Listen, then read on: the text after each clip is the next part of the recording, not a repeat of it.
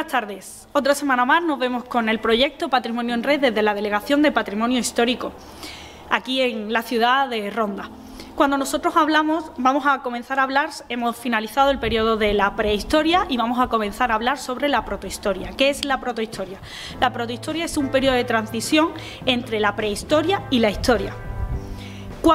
¿Por qué? ¿Por qué este periodo? Porque de hecho algunos historiadores consideran que es una invención para entender mejor por qué algunos territorios ya estaban inmersos en la historia y otros en la prehistoria. Ya sabemos que la historia comienza cuando aparecen las primeras fuentes escritas, en el año 3500. De hecho, un tipo de escritura cuneiforme que se caracteriza porque tiene pictogramas y esos pictogramas representan palabras y objetos, como por ejemplo esta acá, una de las más famosas, la tablilla de Kish. Además, hay que tener en cuenta qué pasa aquí en la península ibérica. Nosotros aquí en la península ibérica el periodo de protohistoria abarca desde los últimos siglos del segundo milenio hasta la mayor parte del primer milenio, para que nos entendamos, bronce final y edad del hierro. Pero ¿qué es lo que sucede en el entorno de la serranía de Ronda? En el entorno de la serranía de Ronda se constata que hay un aumento de esos asentamientos que tienen una mayor entidad, y esa mayor entidad es gracias a que pasan de un tipo de agricultura extensiva a un tipo de agricultura intensiva. Es decir, cultivan muchísimos más especies y además lo consiguen gracias a una mayor tecnificación, es decir, sus herramientas son mucho más complejas que las que tenemos en un estado anterior. ¿Cuáles destacan? Destacan, por ejemplo, Cortes el Viejo, en Cortes de la Frontera, destaca Alcudia en Júzcar, destaca los Castillejos en Benadalí y los Tajos en Atajate. Además, ¿qué es lo que sucede aquí en la serranía? En la serranía ya lo hemos visto. ¿Qué es lo que sucede aquí en la ciudad soñada? Pues en la ciudad soñada tenemos de que se aumenta, ¿vale? Se aumenta el espacio.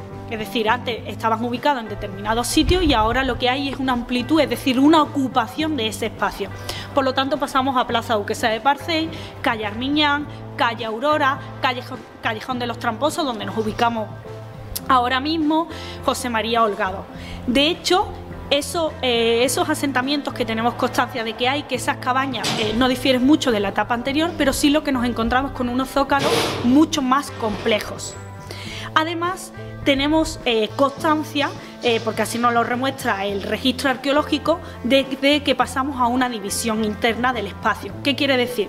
Que antes en el mismo espacio se ocupaba la zona de hábitat y además se utilizaba para una funcionalidad artesanal, y ahora vemos cómo esos espacios se separan. Una parte en la zona de hábitat y otra parte en la zona de la funcionalidad artesanal. También por una cuestión de lógica, esa funcionalidad artesanal tipo metalurgia, alfarería, dan unos desechos, unos olores, que mejor separarlos del espacio de hábitat. De hecho, tenemos constatado aquí en el Callejón de los Tramposos la metalurgia en el bronce final, y en la calle Aurora un horno cerámico con la alfarería en la edad del hierro. Pero que algo sucede que lo tenemos documentado, que es la irrupción e instalación de pueblos del Mediterráneo oriental en las costas andaluzas, y lo tenemos constatado porque entre el 1200 y el 920 a.C. tenemos ya constancia de que hay algunas cerámicas que están hechas a tornos. De hecho, entre el 920 y el 659 a.C., la mayoría de los restos que tenemos cerámicos están elaboradas a torno, lo que nos quiere decir esa influencia de los fenicios en esta zona del interior.